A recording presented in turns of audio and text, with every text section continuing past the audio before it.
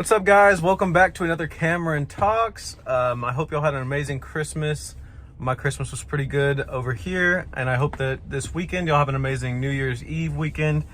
With the turn of the holidays and the turn of a new year, I just wanted to kind of, it's all about peace, love, positivity, happiness, Christianity. If you're into Christian, as they believe that Christmas is the day that Jesus was born, and on that topic, I've been reading the Bible. I've spoke about in previous videos, Kamryn Talks videos, and with the rise of the war happening in both Ukraine and Russia, and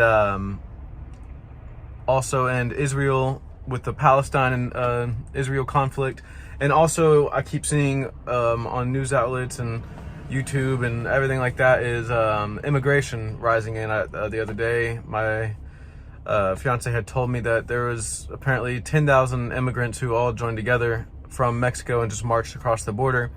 And as I read the Bible, I become more aware about the things that it says and the things that it teaches. And as I've said before, there's wrong things in the Bible, but there's also right. And I think that a lot of Christians choose to overlook the right things, and a lot of Jewish people as well, as I'm still in the Old Testament, which is basically the Jewish religion, pretty much, as far as I know. I don't know too much about it. I want to end up reading the Torah one day, but I know that God was speaking to the Jews specifically in what I'm about to share here.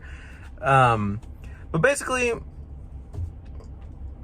if you think about the modern day Christian man here in America, or a Christian woman, a lot of them are conservative, and a lot of them are spreading hate and bias and, just evilness towards Mexican immigrants that are coming in. And it's not even just Mexican immigrants, it's immigrants from all over the world, really.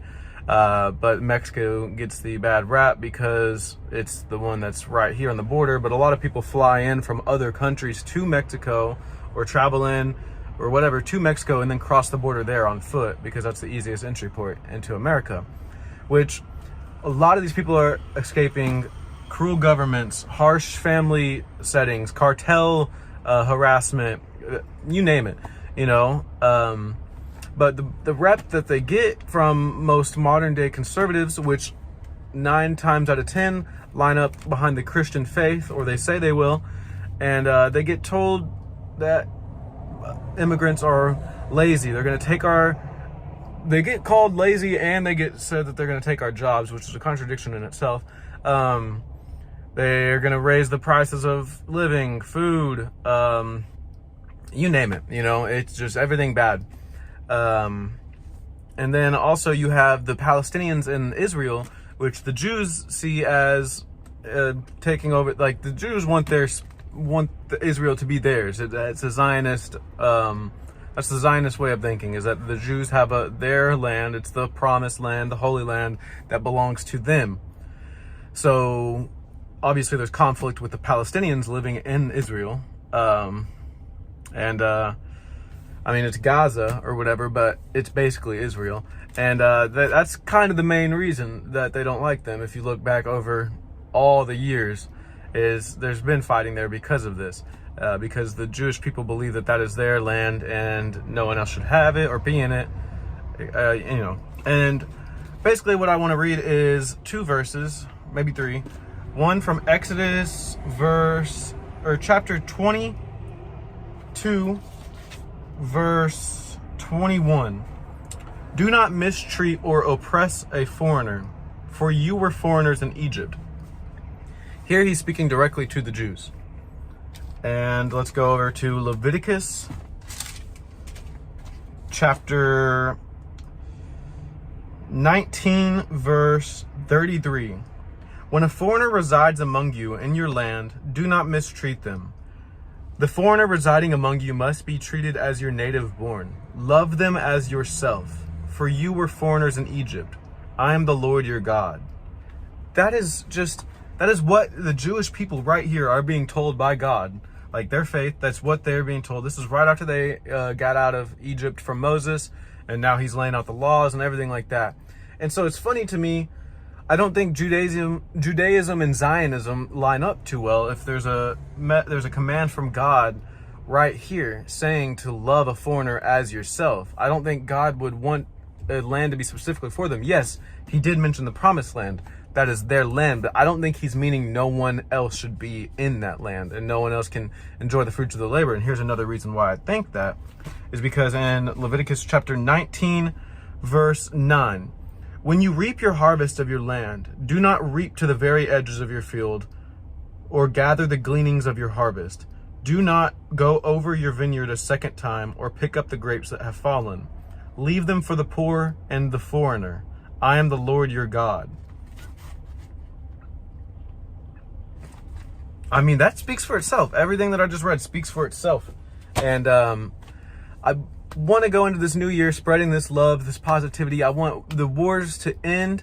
Like Russia is invading Ukraine because it believes it belongs to them or whatever. That's not treating a foreigner as your loved one. I'm 90% sure that the main religion in Russia is, I want to say Judaism, but no, it might be Christianity.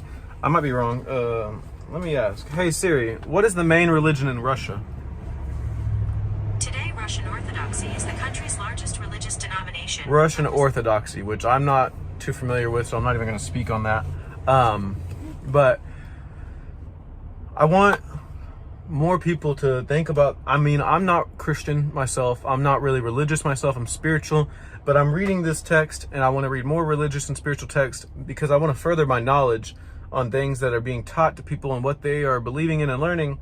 And I wish people would follow the things that they read.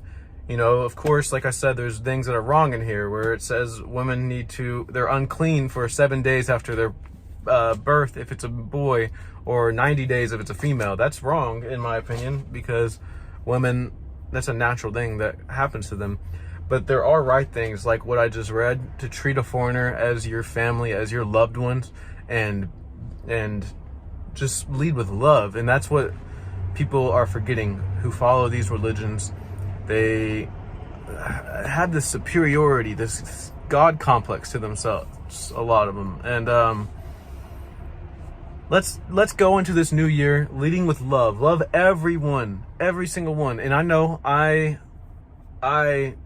do it too. I'm wrong at times. I'm judgmental of, sometimes Christians or snobby people or rich people or elites or whatever you want to say.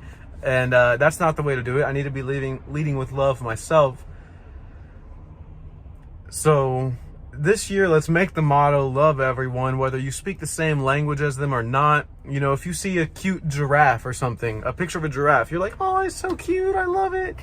But if you see just a man, say you're American and you see a Mexican man who speaks no English or whatever, like, it's not that same feeling, but it should be, because we're all earthlings. We're all beings here on this earth together, trying to make this experience happen. We're just dropped here, basically. It's no one's fault for who they are, for where they were placed, for if they came up under a regime that's treating them so badly that they need to escape, or a family, or a bad husband, or a cartel, or gangs, or whatever. Some people need to come over here. And it's not like it's something new. It's been done before. Immigration has been around for years and years and years and years. Like Jesus was an immigrant. Christians, if Jesus never migrated illegally, there would be no Jesus. So think about that. Spread some love this next year. I hope y'all have an amazing, amazing, amazing New Year's Eve weekend. Be safe. Don't drink and drive. Watch out. Stay away from roads, as people will be drinking and driving inevitably. Just be safe. I appreciate y'all for watching the channel. I hope y'all have a great weekend, and I will see you next Tuesday with a Kamryn Walks video. The next video is going to be a little funny, and you'll see why then. Thanks for watching. If you haven't already, like, subscribe, leave a comment if you have anything to comment about this. I love engaging and hearing your thoughts, and yeah, I'll most likely respond back. Thanks again for watching. I'll see y'all next time. Later.